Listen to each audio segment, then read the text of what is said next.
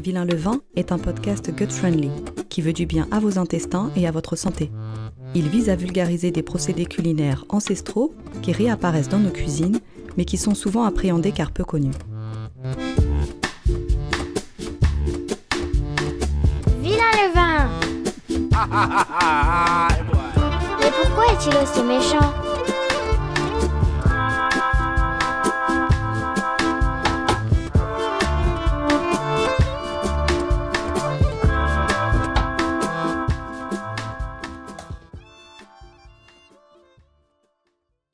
Épisode 4. Aux origines du panettone. Ecco alcuni scorci dello stabilimento Motta Panettoni e qualche fase di lavorazione del tradizionale dolce di Natale. Il panettone, che da specialità milanese è diventato, per merito di questa grande industria, il dolce tipico nazionale. Il panettone di Milano troneggia infatti a Natale ed in ogni lieta occasione sulle mense degli italiani di tutto il mondo.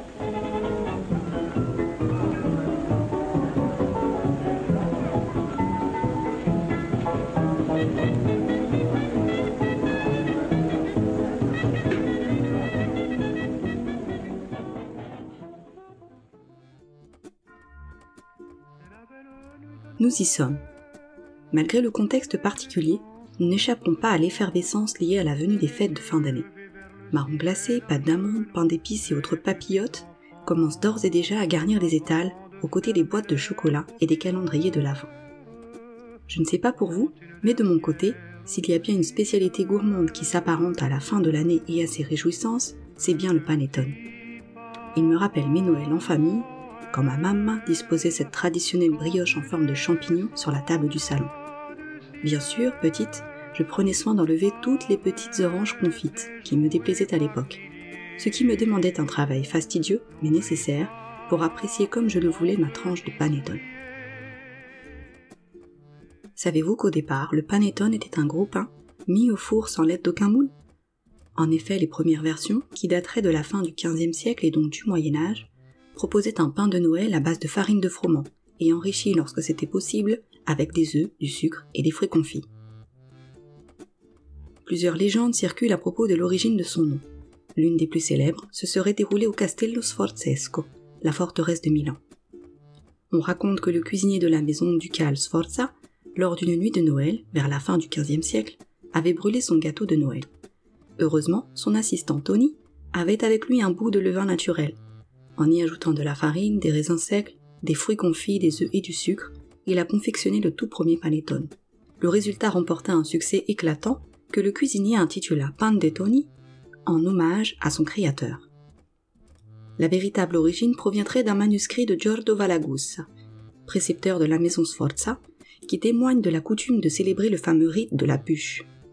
Le soir du 24 décembre, on jetait une grosse bûche dans la cheminée et l'on portait 3 grands pains de froment à table, matière première de grande valeur à l'époque. Le chef de famille servait une tranche à tous ses convives, en ajoutant une tranche pour l'année suivante, en guise de continuité. Vous conviendrez que le panettone que nous connaissons de nos jours n'a plus rien à voir avec ce pain médiéval. C'est Angelo Motta, au début des années 20, qui a modifié la recette en lui ajoutant du beurre, beaucoup de beurre, et qui a imaginé ce fameux moule en papier appelé pirottino, qui permet à la pâte de se tenir et de pousser à la verticale comme un champignon. Après la Seconde Guerre mondiale, l'industrialisation de la production du panettone a permis sa diffusion dans toute l'Italie, pendant que d'autres pays découvraient ce dessert grâce aux immigrés lombards. On y prit goût, tant et si bien qu'il est aujourd'hui apprécié dans le monde entier et très souvent offert en cadeau pendant les fêtes de fin d'année. Cette spécialité du nord de l'Italie ne cesse de gagner du terrain à travers le monde, et pour cause. Le panettone offre un moelleux et un parfum caractéristique, surtout lorsqu'il est réalisé sur une base de levain. Produire un panettone n'est pas une mince affaire et dépend de la réussite de nombreuses étapes. Roy Schwartzapfel, un boulanger de San Francisco, compare cette brioche italienne au mont Everest de la boulangerie, tant l'élaboration de sa pâte est sensible et exigeante. Pour aller plus loin dans les étapes de fabrication, je vous propose d'écouter l'échange que j'ai eu avec Christophe Louis, chef pâtissier, passé maître dans la réalisation du panettone sur le vin. Nous nous sommes retrouvés à la boulangerie Un Pain à Part, à Paris, dans le 14e arrondissement. Voici notre entrevue. Votre spécialité, enfin votre pâte, ça va être de faire du panettone au levain. Donc, ça. le panettone au levain, c'est quand même une contrainte en plus. Il y a beaucoup maintenant on va dire de boulangers italiens, notamment qui vont préparer leur panettone mais avec de la levure classique. Et vous le faites avec du levain. Bah, c'est ça. Alors moi j'ai vraiment une révélation sur le panettone en faisant un stage chez Valrhona. Ouais. C'était Frédéric Beau qui m'en avait parlé à l'époque, et je connaissais rien à ça, et puis je me suis dit un beau jour je ferai du panettone, parce qu'il m'en avait parlé d'une telle façon que ça m'avait vraiment donné envie. Puis après j'ai donc commencé à faire du pain, et puis j'ai fait ce fameux stage avec Rolando Morandin, qui est le père de Mauro, qui lui fait les formations, la seule formation en France qui a été mise en place il y a à peu près 15 ans. Oui. Et voilà, donc moi j'ai vraiment eu un coup de cœur là quand j'ai vu le travail du levain, et puis quand j'ai goûté le produit, quoi. Et je me dis, c'est pas possible qu'en France... Il doit y avoir un relief vraiment... c'est un autre produit, quoi. On est sur un autre produit. Ouais, moi je connaissais pas ce produit, quoi. Quand vous Ouais. parliez de panettone, je me suis dit, non, je connaissais pas le panettone comme ça, quoi. Donc c'est là que je me suis dit, il y a quand même quelque chose à faire, et puis bon, bah, faut qu'il y ait avec le levain, on tombe amoureux, quoi. Du levain, moi je suis reparti avec une souche de levain, et pendant plusieurs mois, j'en ai rien fait. Je faisais que le rafraîchir. Ouais. Parce que je me dis, faut qu'il soit prêt quand on en a besoin. Et en fin de compte, de toute façon, voilà, le levain, c'est vraiment un compagnon, quoi. Ouais, bah ouais, tout à fait. Bah, on en parle régulièrement dans le podcast. Et du coup, cette souche de levain que vous avez récupérée de la part de Morandini, alors est-ce que vous avez des indications un petit peu bah sur... alors, elle est centenaire, en fin de compte. Ouais. Rolando Morandin la détient de son maître d'apprentissage. D'accord. Et donc maintenant c'est Donc, Rolando, c'est le père. Le père. Le Ouais, père, exactement. voilà. Ouais. Et puis Mauro, maintenant c'est son fils, Ouais. qui fait les panettones en Val d'Aoste, et qui fait les fruits confits, et donc quand son père a besoin d'aller faire une formation, il vient chercher le levain chez son fils, et après il part en stage et il le redistribue à son tour un peu à tous les stagiaires, et du coup ça fait plein de petits levains. levains Morandin, qui sont Plein de petits levains Morandin. c'est ça.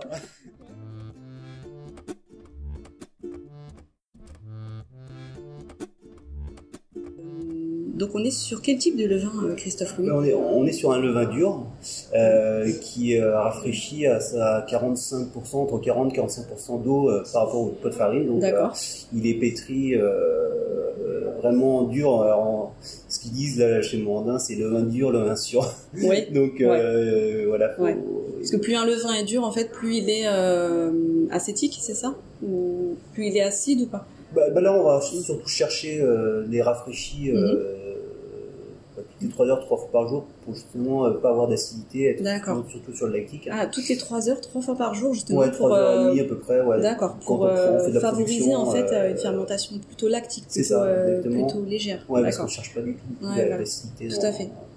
Ouais.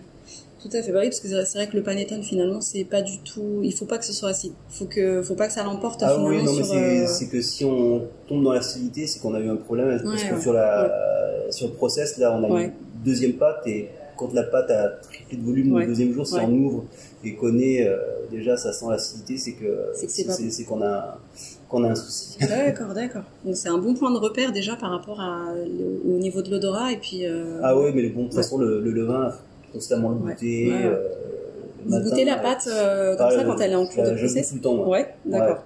Mais mon premier travail, moi, le matin, je donne le bagnetto, là, comme on dit en Italie, au levain, pour enlever l'excès d'acidité qu'il pourrait y avoir. Il y a 3 grammes de sucre au litre d'eau. D'accord. Ça s'appelle un bagnetto, c'est... c'est le bain du Ah, le bagnetto, oui, d'accord. Le petit bain, ouais, d'accord.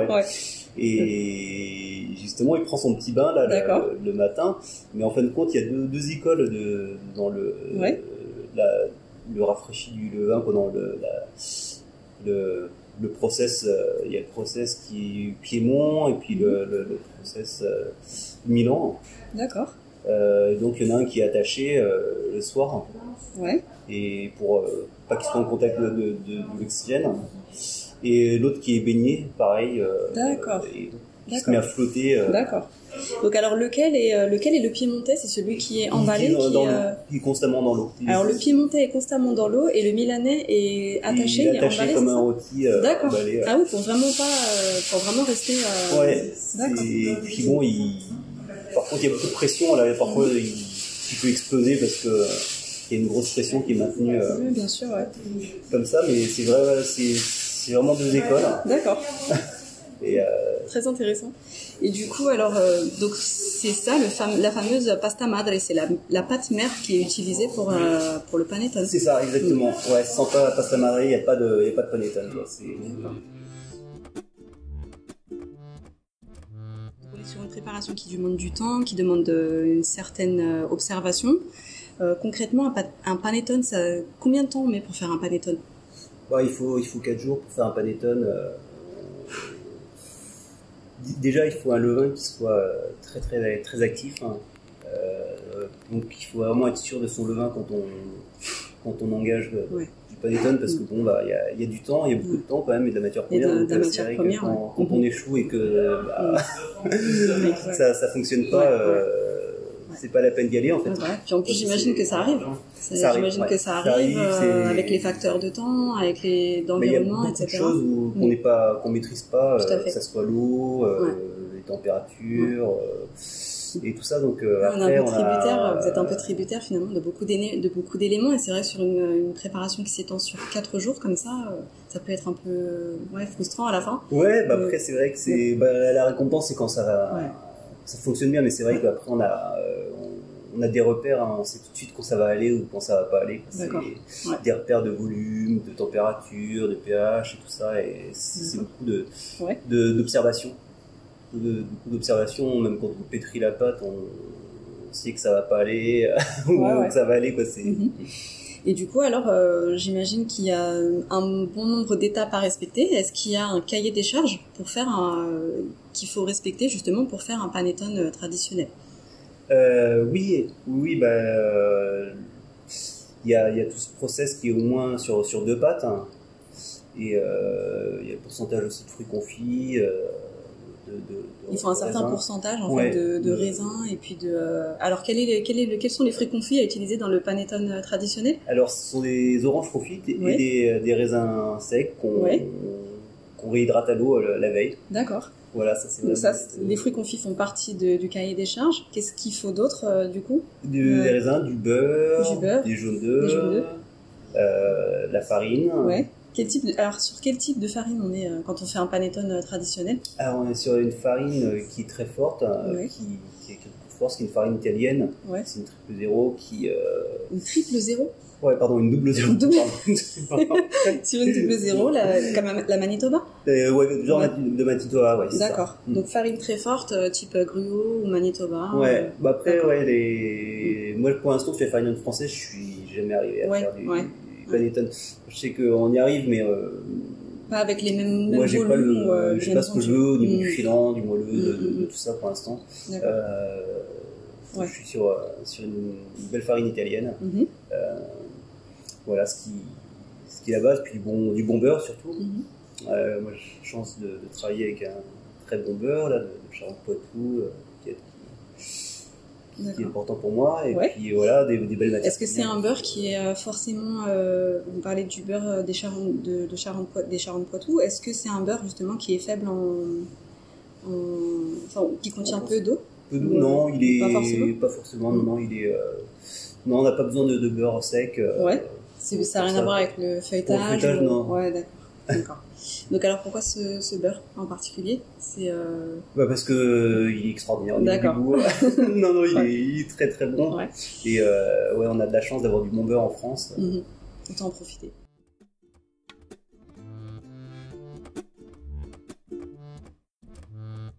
Alors, quelles sont les étapes de fabrication? Une fois que vous avez rassemblé justement toutes les matières premières, comment on fait un panettone? Mais alors, déjà, la première journée, elle est consacrée. Au début, on commence par un rafraîchi de levain, le fameux bagnetto là. Oui. Et donc, quand il a commencé à prendre son bain, on fait un premier rafraîchi, c'est-à-dire qu'on va pétrir l'eau, la farine, on va le laminer aussi. Oui. Ah, vous laminez le lin. Ouais, parce qu'en fin de compte, il est tellement dur que c'est préférable de bien le lister au laminoir. Pour mieux intégrer l'eau. Ouais, en fait. parce qu'en fin de compte, ça risque de casser sur toutes les machines. En fin de compte, on serait obligé de le surpétrir, ça surchaufferait aussi un peu la pâte. Donc ce qu'on fait, c'est qu'on mélange vraiment grossièrement au début, puis on finit de le laminer. En fait, c'est comme un pétrissage, mais au laminoir. C'est ça, on termine le pétrissage au laminoir. D'accord, ok. Donc ça, c'est la première étape. Ça, c'est la première étape, ouais. Puis ça, on le fait à 3h30 à peu près d'intervalle, toutes les 3h30, donc on fait ça 3 fois dans la journée. 3 fois dans la journée. Ouais. Le premier jour, donc, il est consacré finalement, on rafraîchit. De toute façon, tous les jours, on fait ce process-là quand on est dans le panettone. Et donc, mettons, là, on commence à 7h du matin, on va commencer la première pâte du soir, le pétrissage environ vers 19h. D'accord. Après, c'est tout ces... Parce que il faut 3 rafraîchis successifs. Successifs, de 3h30. Pour pouvoir lancer une première... c'est ça. Un premier processus. Ouais, il faut que le vin il soit fort. Comme ils disent en Italie, il faut que le vin il soit... Qu'il soit bien... D'accord, ok. Et donc du coup, après cette étape, alors du coup, du rafraîchi du levain, qu'est-ce qui se passe? Eh ben, on procède au pétrissage. On fait un sirop au début avec de l'eau à 30 degrés à peu près, suivant la température de la pièce, avec le sucre. D'accord. On ajoute une partie des jaunes, on met le levain. On commence par un sirop en fait. C'est ça. Le début la première étape, c'est après le levain, c'est de commencer un sirop et d'intégrer en fait finalement les ingrédients dans ce sirop-là. Dans ce sirop, moi je pétris au pétrin à bras plongeant. D'accord. Qui évite l'excès de chauffe. Et donc je commence à mélanger l'eau, le sucre. Je rajoute un peu de jaune. Je mets le levain, avec la farine, on commence à pétrir tout ça à peu près une quinzaine de minutes. D'accord. Et puis après, on rajoute les jaunes. Il faut vraiment que la pâte ait vraiment pris bien du corps au début. Donc ça, c'est l'étape importante de mettre vraiment les ingrédients progressivement. Puis bon, on essaie vraiment Alors vous les mettez en plusieurs fois en fait. En plusieurs fois, les jaunes, d'accord, ok. Pour vérifier la texture de la pâte, l'hydratation, etc. D'accord. Et ce qui est si important, très important, c'est la température finale de la pâte. Il ne faut pas qu'on excède les 27 degrés, 26-27 degrés. C'est une température idéale. Idéale pour favoriser. Mieux qu'on soit un petit peu plus froid, mais la température finale de pâte est très, très importante. D'accord. Donc ça c'est donc une fois qu'on a terminé finalement cette pétrissée. Voilà, c'est à peu près une quarantaine de minutes. Donc on a fait la première pâte. Ouais.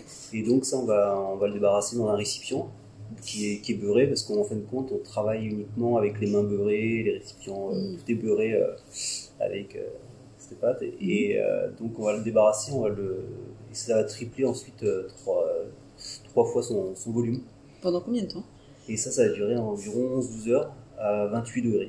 Et c'est pour ça qu'il faut une farine qui soit forte, parce que il y a des fermentations qui sont très très longues.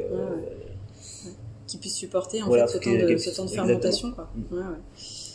On pourrait peut-être pas faire justement un panettone sur des farines complètes, etc. Impossible en fait. Non, ça pourrait pas. Enfin, ce serait peut-être possible, mais finalement le résultat serait pas à la hauteur. Après, moi, c'est que pour moi, un panettone, il faut que c'est une mi-filante, certaines textures, que ça soit quand même un nuage pour manger en bouche, quoi. Bien sûr. Donc après, l'idée si le panettone, il n'a pas trop développé au-dessus du moule et qu'il reste très tassé, et qu'on est plus dans un cake que bien sûr, ça autre chose, pour moi, ça n'a pas trop d'intérêt. C'est pour ça que le choix de la farine là, est déterminant. Est très important.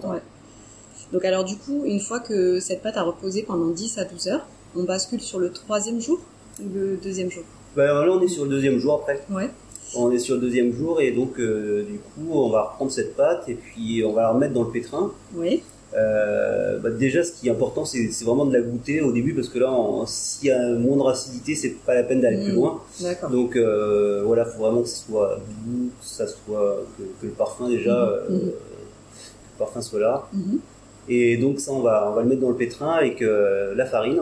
Ouais. Et on va commencer le pétrissage, pareil, pour donner du corps. On rajoute de la farine à cette première pâte, ouais. Première pâte, d'accord. On rajoute de la farine. Ok. Et on va la pétrir environ, sans rien comme ça, une 15-20 minutes. Quoi. Donc, puis après, on va vérifier toujours l'élasticité. Puis là, on va commencer à rajouter le sucre, les jaunes, le miel. D'accord. Et donc ça va reprendre, on va pétrir, on est reparti un peu pour 20 minutes.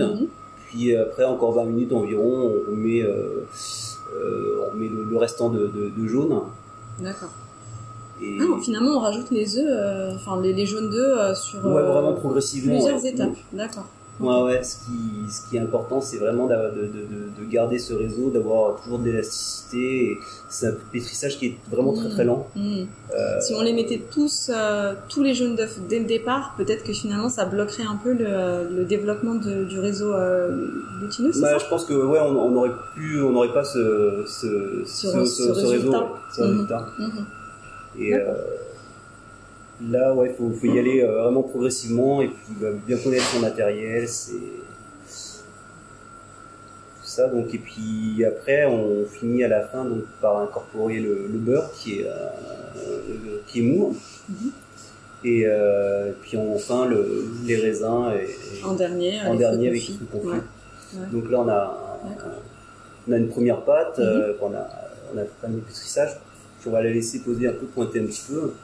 Et alors là, on va procéder après à la division de cette pâte. On va la peser, la façonner, mettre en moule. Et donc, il va se passer après, on va le mettre en pousse encore à 28 degrés pendant environ 6-7 heures. D'accord. Et puis là, après, ensuite viendra la cuisson. La cuisson, alors soit on fait une macaronade dessus. Alors une macaronade, qu'est-ce que c'est? C'est un mélange de poudre d'amande, de noisettes, de blanc d'œuf, d'amidon. Voilà ce qui va nous donner la petite croûte là. Un peu croustillante sur le dessus. Sur le dessus avec les amandes et le fameux petit sucre granulé. Et sinon, en Italie, ils aiment bien vraiment le panettone nature aussi, sans rien, juste incisé. Donc, souvent soit juste incisé ou avec la macaronade. Ouais, avec la macaronade. D'accord. Donc du coup ça, la macaronade, vous la disposez en fin de levée? En fin de levée, juste après c'est 8 heures, 6-7 heures de pousse. Donc voilà, je dépose à la poche, un petit coup de palette dessus. D'accord. Et donc ça cuit environ, moi je fais des 750 grammes qui cuisent environ 45 minutes. Et donc la température. 45 minutes, à combien de degrés? Là, four à sol ici, je suis à 175 degrés. D'accord. Ok. Voilà. Donc ça va, c'est un four modéré, c'est pas trop chaud. Ouais, faut que ça soit cuit à cœur, j'imagine. C'est ça. À température à cœur, idéalement, on est entre 93 et 94 degrés. D'accord. Donc on vérifie quand même à sonde. Et puis, surtout là, ce qui va être important, c'est d'aller vite en sortie de four, de les retourner. Ouais, qu'est-ce qui se passe justement à la sortie du four? Il y a vraiment une étape importante, je crois. On a des broches, on les pique et on les retourne tout de suite. Et voilà ce qui va permettre à ce que la mie se tasse pas et de garder vraiment ce bien filant. C'est ça le secret en fait pour le reçuage à l'envers qui va permettre l'alvéolage au panettone ça. Ouais. Alors du coup il faut une espèce de broche géante, c'est ça, qui transperce la base. C'est deux grosses aiguilles qui transpercent le panettone à la base du moule. Et donc vous le retournez. Et de le faire reçuer à l'envers. Voilà. Ok. Voilà. D'accord. Ça reste ensuite une dizaine d'heures comme ça avant. D'accord. Ok. Et du coup, après, on a terminé. Après, voilà, on peut mettre en sachet. Puis après, généralement, ce qui est bien, c'est d'attendre 2-3 jours avant d'y goûter pour qu'il y ait une belle osmose de parfum. Pour que les arômes soient bien infusés les uns avec les autres. Ok. Très bien. Ouais, c'est vrai que tout ça, ça prend du temps et c'est des étapes à respecter. Hein. J'imagine que c'est du boulot, quoi. Oui, après, on est vraiment satisfait mais bon, c'est sûr qu'il y a un véritable engagement quand on fait du panettone. Au levain, en plus. Moi je dis panettone, mais parce que je le considère pas autrement qu'au levain non plus. Est-ce qu'on peut aller voir un petit peu ce qui se passe dans la chambre de pousse?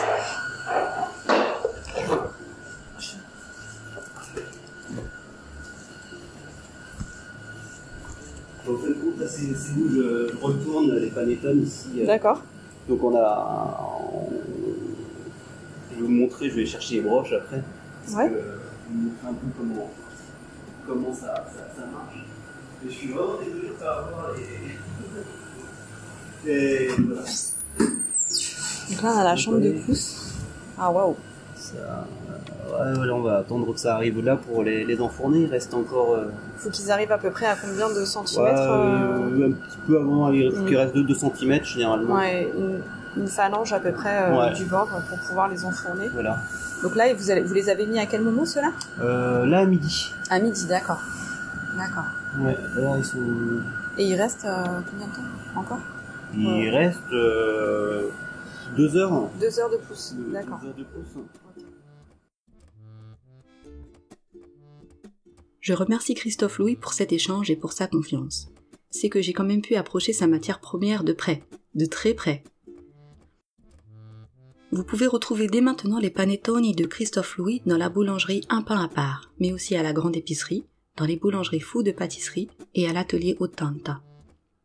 Merci également à Sarah et Marianne Coqueblin pour leur accueil. Si vous passez par la boulangerie Un Pain à Part, je vous conseille leur chocopain, un délicieux pain longue fermentation réalisé sur une base de cacao. Si vous avez aimé cet épisode, partagez-le, parlez-en autour de vous. Si vous écoutez le podcast sur la plateforme Apple Podcast, mettez-lui de petites étoiles et des commentaires. C'est grâce à vous et à vos retours que Vilain le Vin gagne en visibilité. Vous pouvez me suivre sur mon compte Instagram @vilainlevin et partager les nouveaux épisodes en story par exemple. N'hésitez pas à me contacter, à m'envoyer vos témoignages et à me parler de votre levain. Il a beaucoup à dire sur lui et sur vous. Ouais, généralement, après, il s'ouvre vraiment à la fin. On dirait une fleur. Ouais, mais elle s'ouvre encore plus à la fin. Ça sent bon, ça sent la fleur d'oranger. Ah oui? Ouais. C'est peut-être les oranges, du coup. Est-ce que je peux prendre du dessus comme ça? Bien sûr. C'est vraiment beau.